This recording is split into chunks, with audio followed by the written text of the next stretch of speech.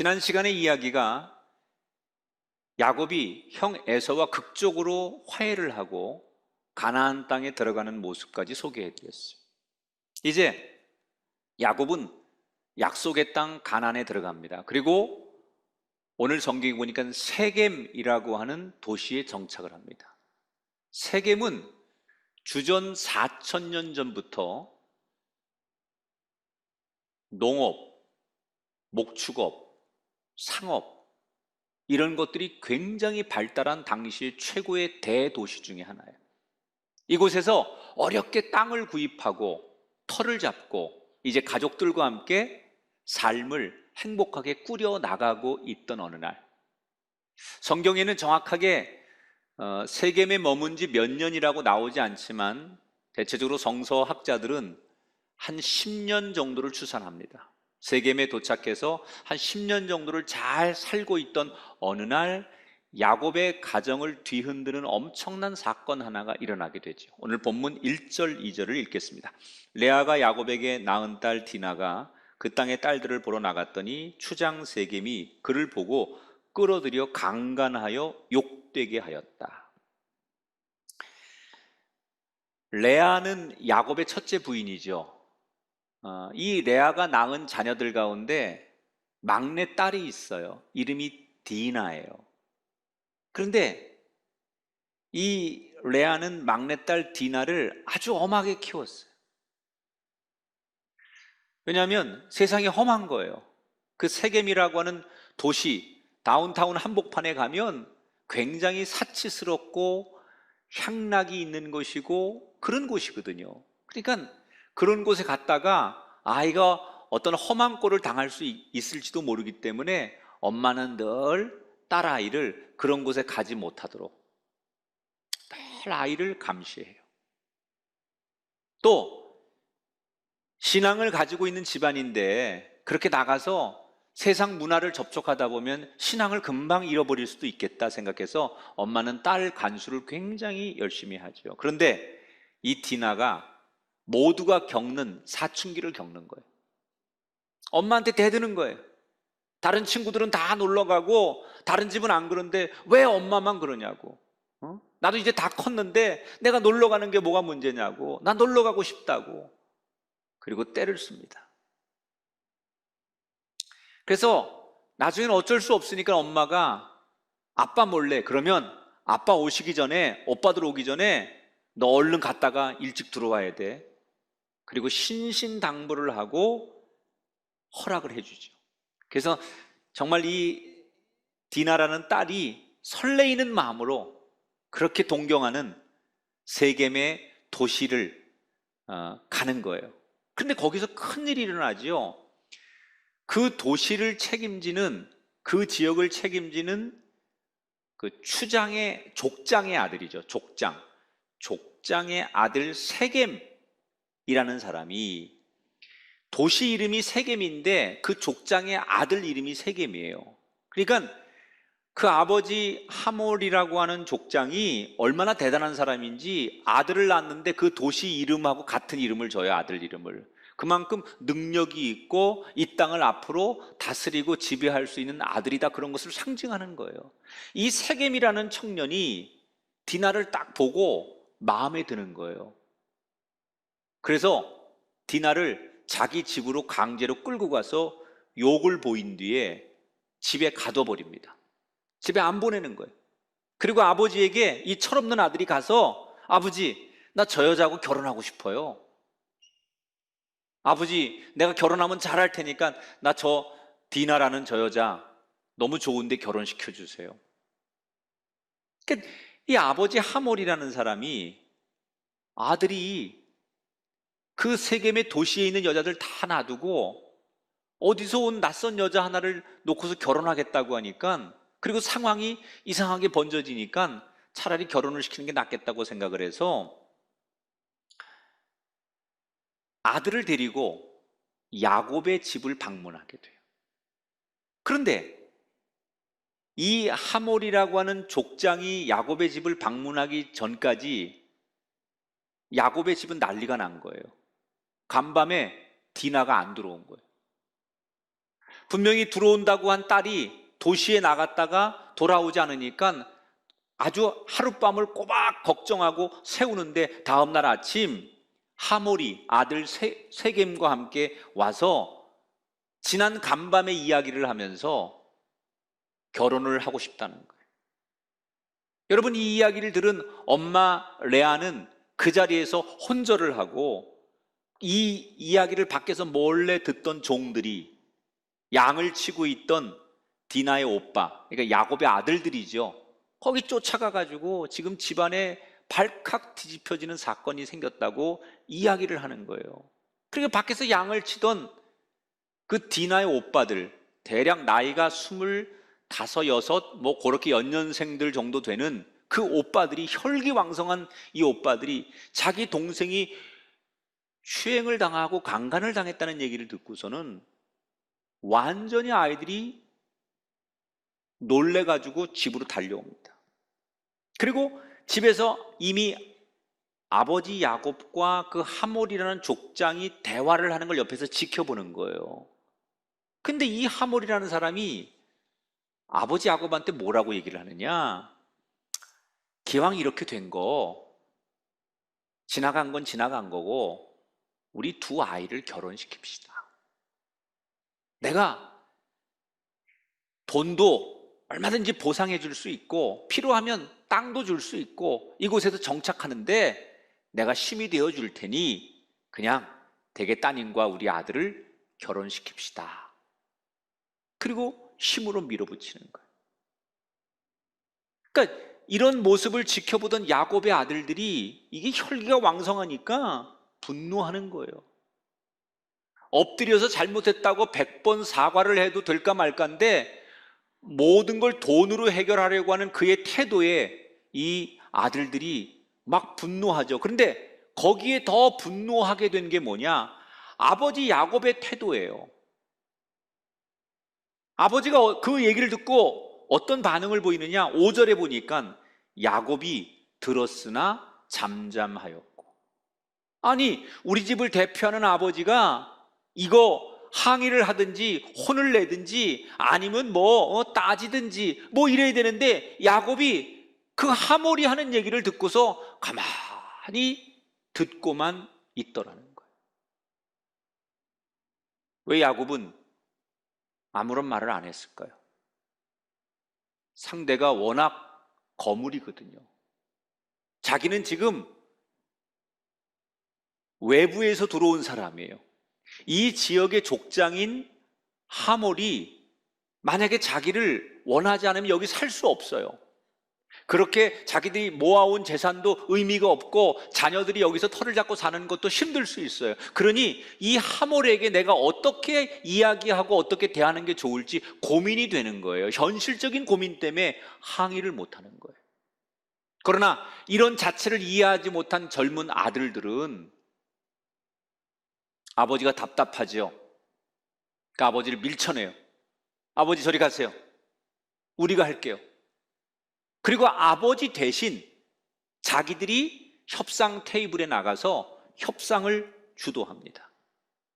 그러면서 무슨 조건을 하나 내거는데 어떤 조건을 내거느냐? 15절 16절에 만일 너희 중 남자가 다 할례를 받고 우리 같이 되면 우리 딸을 너희에게 주며 라고 말해요. 그러니까 이거는 이런 얘기죠. 우리는 믿는 집안이다. 하나님을 믿기 때문에 그 증거로 모든 남자들이 할례를 받는데 우리 여동생이 결혼을 하는 집안은 우리처럼 하나님을 믿고 그 증거로 할례를 받아야만 우리가 결혼을 시킬 수 있지 그렇지 않은 집안하고는 결혼시킬 수 없다.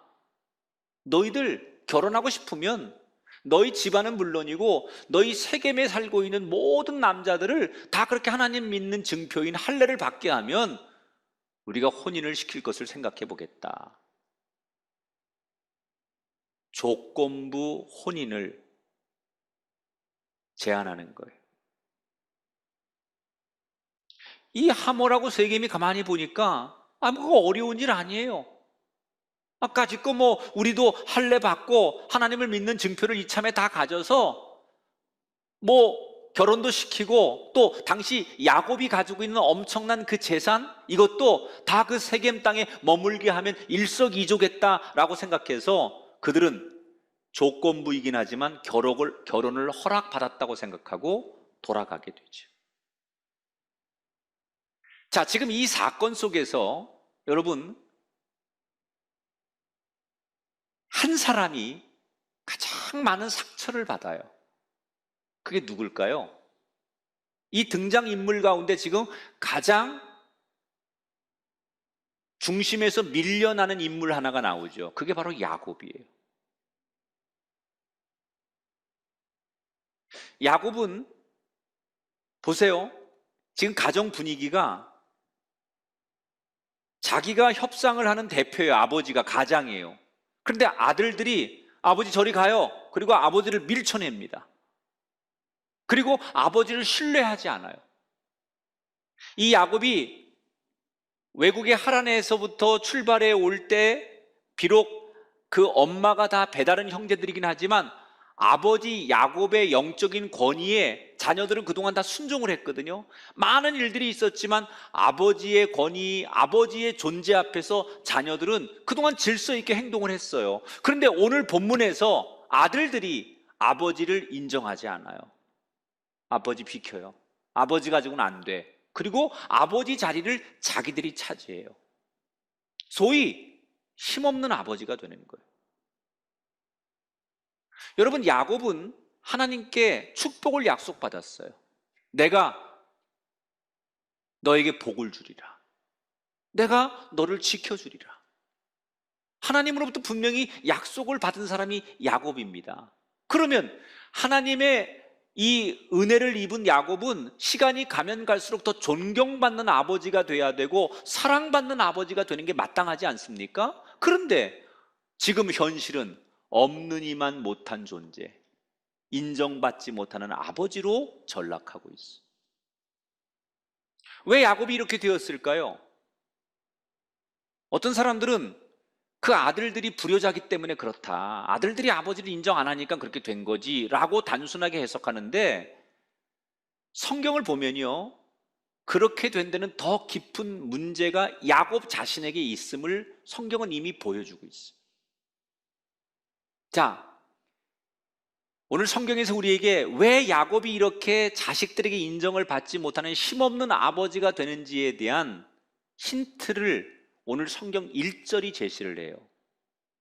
아까 1절을 읽었는데 이걸 한국어로 읽으면, 영어 성경으로 읽으면 잘 이해가 안 돼서 히브리어 성경으로 이거를 직역을 합니다. 여러분, 히브리어는 이렇게 왼쪽부터 읽는 게 아니라 오른쪽부터 읽는 거예요. 오른쪽부터. 저 히브리어가 바테째 디나 바트레아 아쉐루 얄다 레아코브라는 말인데, 여기서 바트는 딸이라는 얘기고 얄다라는 게 이제 낳다라는 얘기거든요. 그러니까 디나는 레아가 낳은 딸이다, 뭐 그런 뜻이에요. 이게 히브리어로 직역을 하면. 자, 여기서 노란 글씨에 있는 그 디나 바트레아라고 하는 이 말은, 이 디나를 소개할 때 레아의 딸이다 이렇게 소개를 해요. 여러분, 보통 우리가 알고 있는 상식은 어떤 자녀를 소개할 때는 아버지를 소개하잖아요. 김학중의 딸 누구 이렇게 얘기하지, 엄마의 딸 이렇게 보통은 공식적으로 소개를 안 하잖아요. 그런데 성경에 디나를 누구 아버지의 자녀, 야곱의 자녀 이렇게 하지 않고 엄마 레아의 딸로 소개를 해요.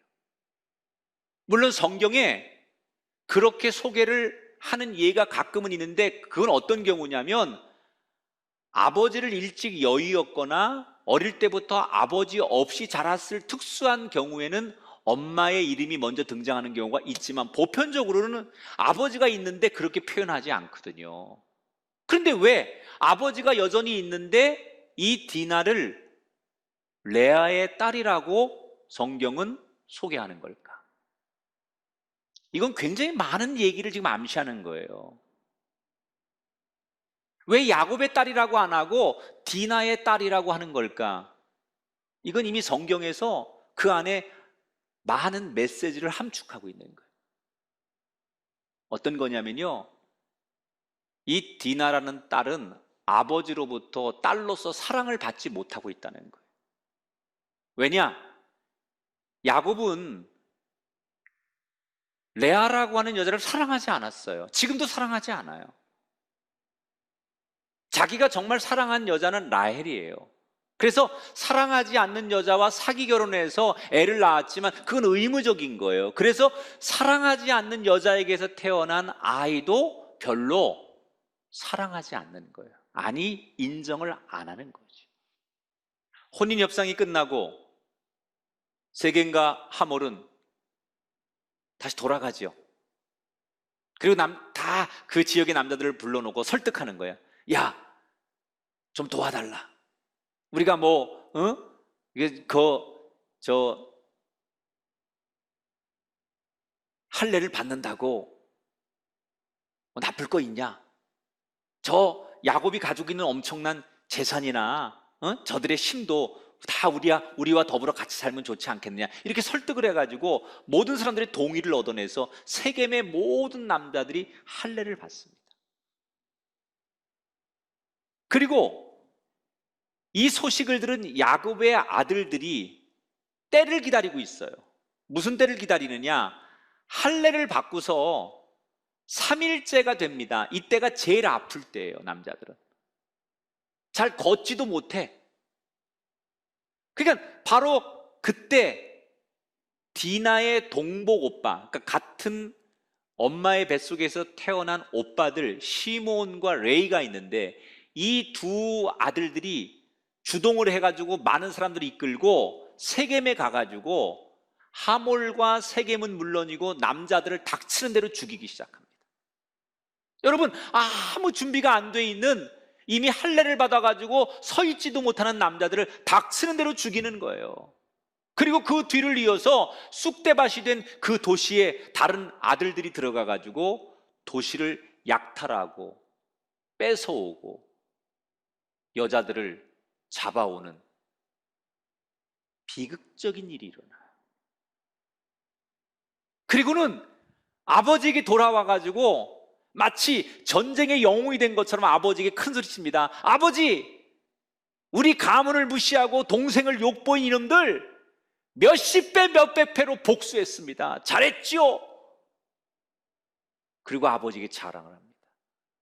이때 야곱이 이 엄청난 소식을 듣고 통곡하며 디나와 그 아들들을 저주에 가까운 분노를 표현하죠. 야곱은 아들들이 그렇게 가서 끔찍하게 사람을 죽이는 살인을 하는 걸 몰랐어요. 그런데 아들들이 아버지를 제껴놓고 자기들이 복수를 하는 거예요. 여러분, 성경에 이에는 이, 칼에는 칼, 뭐 이런 얘기, 이거는요 여러분 그대로 하라는 얘기가 아니에요. 원래 이런 얘기를 성경에 기록해 놓은 그 배경은 복수하지 말라라고 하는 의미에서 이런 얘기를 써놓은 거예요. 그러니까 그건 그대로 하라는 게 아니라 복수하지 말아라. 복수는 여러분 어떤 게 복수냐면, 내가 한 대 맞았잖아요. 그럼 내가 복수할 거야. 그럼 어떻게 해요? 두 대로 되돌려주는 게 복수예요. 받은 만큼 돌려주는 게 아니라 내가 받은 것 이상으로 수십 배, 수백 배 갚아주는 걸 복수라고 해요. 그러니까 원래 성경에서 그런 것을 금하게 하기 위해서 이에는 이, 칼에는 칼, 이런 말을 썼는데, 이것은 그런 배경에서 복수하지 말아라, 그런 것을 이야기하기 위해서 이렇게 쓴 건데, 이걸 액면 그대로 성경에 나와 있지 않느냐, 그래서 그 글자 그대로 그렇게 행하는 건 성경을 왜곡하는 거예요. 지금 동생이 당한 그 어려움에 야곱의 아들들이 여러분 수백 배, 수천 배 복수하죠. 이게 복수라니까요. 복수는 내가 받은 것보다 더 잔인하게 상대를 만들어 주는 게 복수란 말이에요. 그러니까 복수는 복수를 낳고 저쪽에 또 복수하면 더 큰 복수를 하는 거예요. 야곱이 지금 이 상황에서 해야 될 건 뭘까요? 전 두 가지라고 봐요. 첫째는 하나님 앞에 엎드려 눈물로 회개해야죠. 하나님, 다 이 제 잘못입니다. 내가 믿음으로 서 있지 못하고 믿음의 아버지로 살지 않으니까 내 자녀들이 이렇게 타락해서 결국 하나님이 주신 거룩한 도구인 할례를 이용해서 사람들을 살인하는 끔찍한 죄를 저질렀습니다. 하나님 어찌합니까? 통회하고 자복하는 게 야곱이 해야 될 일이에요. 그리고 제 생각에 두 번째로 해야 될 일이 있다면, 그 어린 딸 10대 도시에 나갔다가 끔찍한 일을 겪고 돌아온 그 디나를 그래도 아버지로서 안아주고 괜찮냐 위로해주고 그를 치료해줘야죠. 그런데 딸이 겪는 고통, 어린아이가 당하는 아픔엔 상관없어요. 내가 지금 여기서 앞으로 이 지역 사람들에게 어떤 어려움이 생길지, 내가 금전적으로 어떤 손해가 있을지, 내가 살아가는데 어떤 어려움이 생길 거에 대한 걱정 때문에 딸을 위로하지 못해요. 오히려 딸에게 분노하고, 너 때문에 우리 집안이 망했고 너희들 때문에 우리가 여기서 더 이상 살 수 없게 됐으니 어떻게 하면 좋겠느냐, 그리고 자식들에게 저주를 하는 거예요.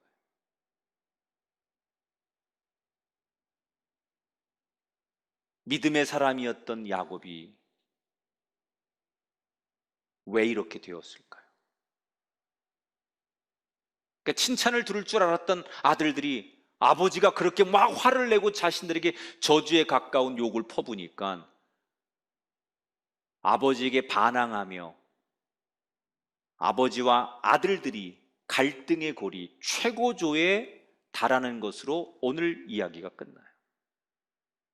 나중에 여러분 이 뒤에 가면 막내 아들 요셉이 형들에 의해서 애굽으로 팔려가는 이야기가 다 이미 이 앞에서부터 아버지와의 갈등, 그 가정의 배경, 이런 것들이 다 나오면서 그대로 뒤의 이야기로 연결이 되는 거예요.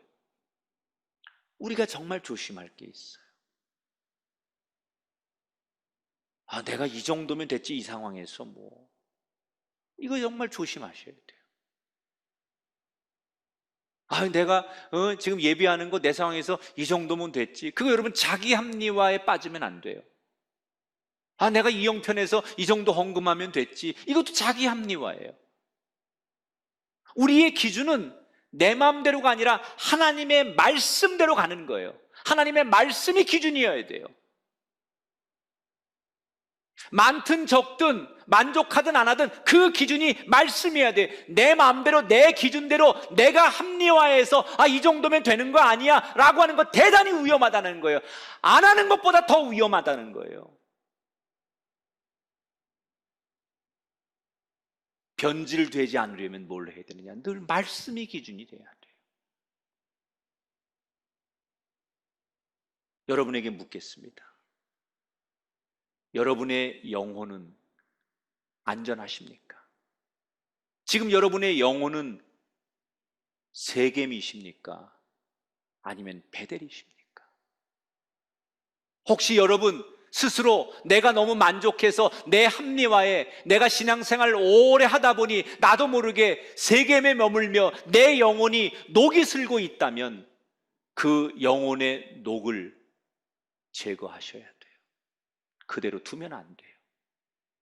녹이 슬어서 괜찮겠지, 안 괜찮습니다. 그 녹슨 게 결국 여러분의 영혼뿐만이 아니라 여러분의 자녀와 가정과 엄청난 어려움을 주게 돼 있어요. 그 나사 하나가 녹슬어서 빠지게 되면 그 녹을 제거하지 않고 관리하지 않으면 엄청난 후폭풍이 우리에게 일어난다는 거예요. 영혼이 녹슬기 전에 녹을 제거하고 변질되기 전에 잘 해야 돼요.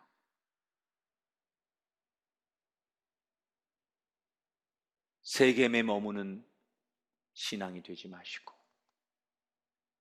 베델에 이르는 신앙이 되십시오. 내 영혼은 안전할까? 녹슬어가고 있는 영혼은 아닐까? 자신을 돌아보며 그 녹을 제거하고 늘 손질하며 그 영혼에 때묻지 않은 인생으로 우리 모두 걸어갈 수 있게 되기를 주의 이름으로 축원합니다.